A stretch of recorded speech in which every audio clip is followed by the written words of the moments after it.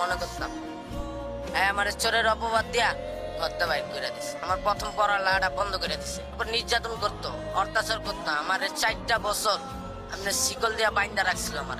আমি শিকল একদিন হঠাৎ ভাঙ্গা বাবার লগে কথাবার্তা কওয়ার পর বাবা ব্যবস্থা নেয় না। উল্টা বাবাই আমারে মারলো। বাবা আমারে চামড়া জুতো দিয়ে আমার শরীরের ভিতরে মারলো, লোহা দিয়া মাছ, আবার পায়ের ভিতরে লোহা ঢোকায় দিছিল।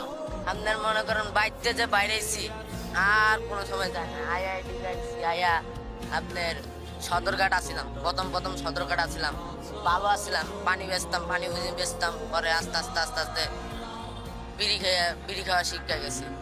পরে এরকম আস্তে আস্তে আস্তে আস্তে আরো নেশা খাওয়া শিখছি।